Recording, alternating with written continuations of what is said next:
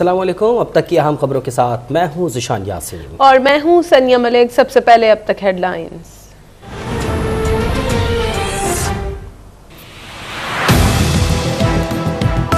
ये जो इस्लामाबाद में मंडी लगी हुई है 20 और 25 करोड़ की ऑफर दी जा रही है। ये चूहे मिलके बुरा भरा कहते हैं, ब्लैकमेल करते हैं। मुझे ये चूहों के ऊपर थोड़ा तरस भी आ रहा है।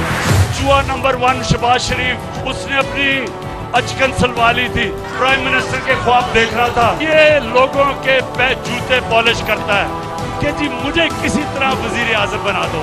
शरीफ खानदान के दिन इस मुल्क को चोरी करके लूटने के चले गए। शहबाज शरीफ चूहा नंबर 1 है। वजीर आजम बनने के लिए अमरीकी हो या यूरोपी, हर किस्म का बूट पॉलिश कर रहा है, लेकिन इसे अपनी ये उचकन किसी और को देनी पड़ेगी। मैं इन तीनों बुज़दिल चूहों को शिकस्त दूंगा। वज़ीर आज़म इमरान खान ने अपोजिशन को फिर निशाने पर रख लिया।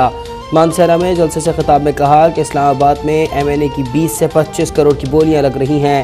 लोग पैसा लेकर कह रहे हैं कि ज़मीर जाग गया, लेकिन ईमान वालों की कोई कीमत नहीं लगा सकता। अदम एतमाद का मकसद NRO लेना है।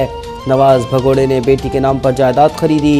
इनको NRO देना मुल्क से बड़ी गद्दारी होगी।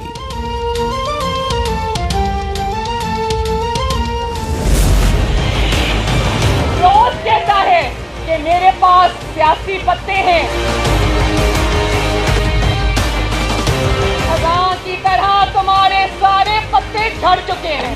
तुम्हारा पत्ता कट चुका है। तुम अब सियासत से दस्तबरदार हो जाओ। जितनी आपकी बेइज्जती हो चुकी, अब सिर्फ इस्तीफा देने से बात नहीं बनती, अब तुम्हें घर जाना पड़ेगा इंशाअल्लाह।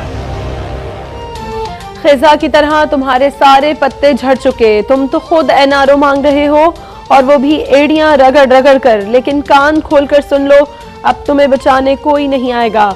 नायब सदर नून लीग मरियम नवाज का जवाबी वार। लाहौर में कारकुनों से खिताब में कहा, इक़्तिदार में होने के बावजूद इसकी पूरी पार्टी नीचे से खिसक गई। अब एक एक दिन वोटिंग आगे बढ़ाकर इक़्तिदार की भीख मांग रहा है। इसके पास आखिरी पत्ता सिर्फ एक ही है कि सियासत से दस्तबरदार हो जाए। मरियम नवाज ने एक नए फराह स्कैंडल का भी इंकशाफ कर दिया। कहा, फराह के ताने बाने बनी गाला और जादू टोने से मिलते हैं। आने वाले दिनों में सबूतों की भरमार मीडिया पर देखेंगे।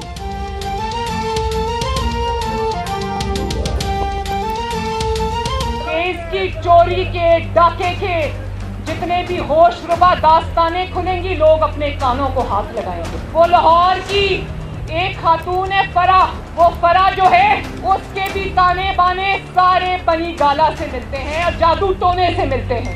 कोई पोस्टिंग, कोई ट्रांसफर, कोई तब्दीली करोड़ों रुपए से कम रिश्वत में नहीं होता, और वो ताने बाने सारे इमरान खान के घर से मिलते हैं। आने वाले दिनों में इंशाल्लाह वो सबूतों की भरमार आप मीडिया पर देखेंगे। वोट ऑफ नो कॉन्फिडेंस की करारदाद पर मैं आइन और असेंबली कवायद के मुताबिक कार्रवाई करूंगा। The House is adjourned to meet again on Monday, the 28th March 2022 at 4 p.m. कौमी असम्बली का इजलास तहरीक अदम एतमाद पर कार्रवाई के बगैर पीर तक मुलतवी।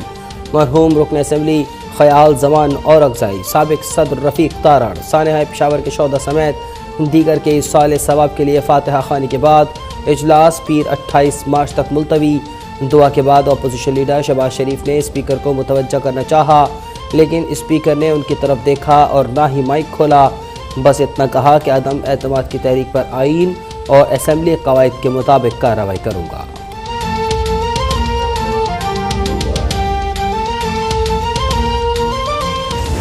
और स्पीकर नहीं बल्कि TI के एक वर्कर की तरह कानून को भी अपने पांव तले रोन दिया। स्पीकर ने इमरान नियाज़ी के साथ मिलकर साजिश की और इस तरह आर्टिकल 6 के वो मुर्तकब हुए हैं। स्पीकर, मैं पॉइंट ऑफ ऑर्डर पे खड़ा हुआ, उन्होंने देखने की गवारा नहीं किया। उन्होंने, मैं बहुत कहा कि मेरा माइक खोलें, और वो उठकर चले गए।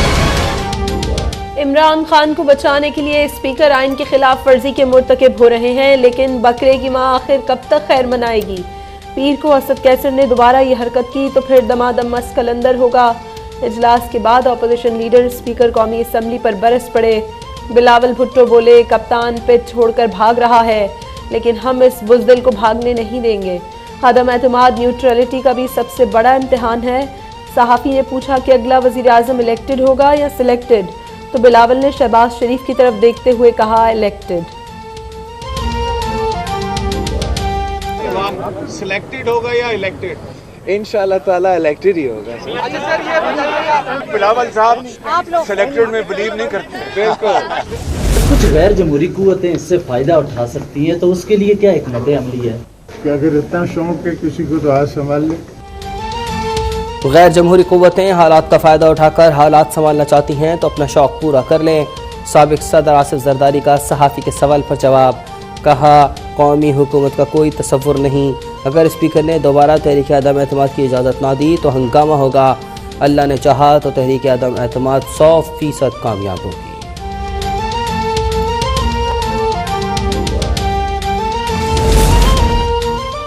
वज़ीर ख़ारजा शाह महमूद कुरैशी हुकूमती इत्तेहादियों को मनाने के लिए सरगर्म। असद उमर और परवेज़ खटक के हमरा MKM के वक्त से मुलाकात। शाह महमूद कुरैशी का चौधरी परवेज़ इलाही को भी फ़ोन। वज़ीर आज़म का अहम पैगाम कल काफ लीग की क़यादत तक पहुँचाएंगे। कहा MKM वफ़द ने वाज़े तौर पर कहा पीपल्स पार्टी से कोई मुआहदा नहीं हुआ, इत्तेहादियों से रंजिशें ख़त्म हो सकती हैं, असल बात एतमाद की है। वफाकी वज़ीर अमीनुल हक ने कहा MKM अभी तक हुकूमत के साथ खड़ी है।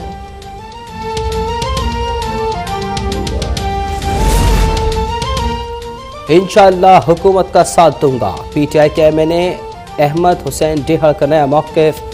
मीडिया से गुफ्तगू में कहा कि कुछ मसाइल हैं जो हल कर रहे हैं। इससे पहले भी हुसैन डेहड़ अपना वज़न कभी अपोजिशन और हुकूमती पल्ले में रखने के बयानात दे चुके हैं। ज़ाती मफाद के लिए अपने लोगों को छोड़कर जाना बेवफाई है। एतमाद तोड़ने वाले को खाइन कहा जाता है। अमानत में खयानत बहुत बड़ा गुनाह है। सुप्रीम कोर्ट में आर्टिकल 63A की तशरीह के लिए सदारती रेफरेंस पर समाअत में चीफ जस्टिस उमरता बिंदयाल के रिमार्क्स। जस्टिस मजहर आलम खान ने अटॉर्नी जनरल को मुखातिब करते हुए कहा, अभी तो किसी रुकन ने इनहराफ किया ही नहीं, जुर्म होने से पहले सज़ा कैसे दी जा सकती है। जस्टिस जमाल खान मंदुखेल ने कहा कि इनहराफ करने वालों के खिलाफ इलेक्शन कमीशन का फोरम मौजूद है। जस्टिस एजाजुल अहसन बोले, सदर ने आइन की तशरीह का कहा है, इधर उधर नहीं जा सकते, मुमकिन है रेफरेंस वापस भेज दें।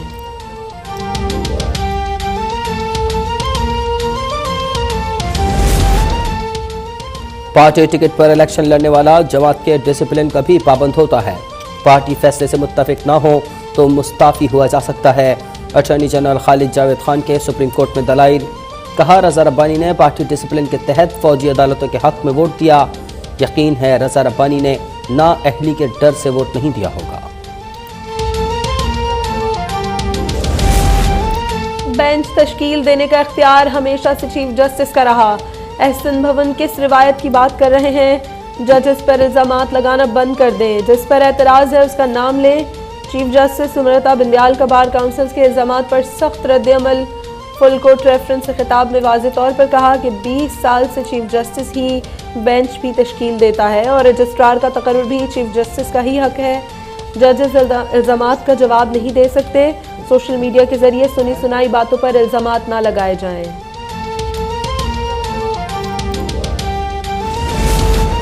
वज़ीर ख़ारजा शाह महमूद कुरैशी ने जनूबी पंजाब सूबे के क़याम के लिए आईनी तरमीमी बिल स्पीकर कौमी असम्बली असद कैसर को पेश कर दिया। मीडिया से गुफ्तगू में कहा कि पीपल्स पार्टी और मुस्लिम लीग नून भी अपने वोट शामिल करके जनूबी पंजाब के सूबे के ख्याल को हकीकत बनाते, मगरमच्छ के आंसू बहाने के बजाय जनूबी पंजाब के लोगों को सूबे का तोहफा दो। जनूबी पंजाब के अवाम अपने मुंतखब अरकान असम्बली के दरवाज़ों पर दस्तक दें।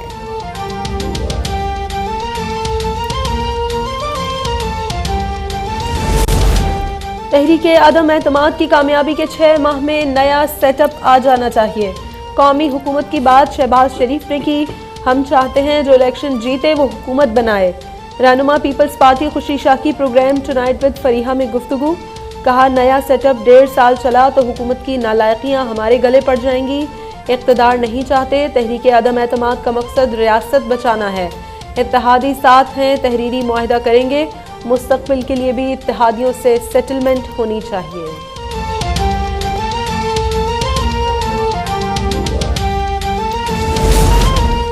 पाकिस्तान के कानून में जमीन फरोशों, नीलाम घर लगाने वालों का रास्ता बंद होना चाहिए।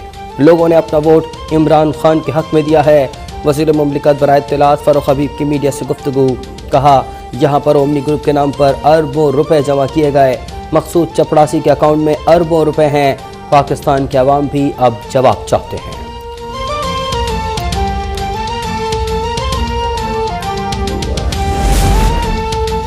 इस्लामाबाद में लड़की और लड़के पर तशद्दुद में मुलव्विस मरकजी मुल्जिम उस्मान मिर्जा समेत 5 मुल्जिमान को उम्र कैद की सजा का हुक्म। सेशन अदालत ने मुल्जिम उमर बिलाल और रेहान को बरी कर दिया। उस्मान मिर्जा केस में मुतासरा लड़की और नौजवान के इनहराफ के बावजूद उम्र कैद की सजा जदीद टेक्नोलॉजी की बदौलत शहादत कबूलियत इंतहाई खुश आइंद है। वफाकी वज़ीर इत्तलात फवाद चौधरी का ट्वीट। कहा, वही माशरे तरक्की का जीना चढ़ते हैं जहाँ इंसाफ हो। सियालकोट और दीगर मुकद्दमे में भी इंसाफ होगा।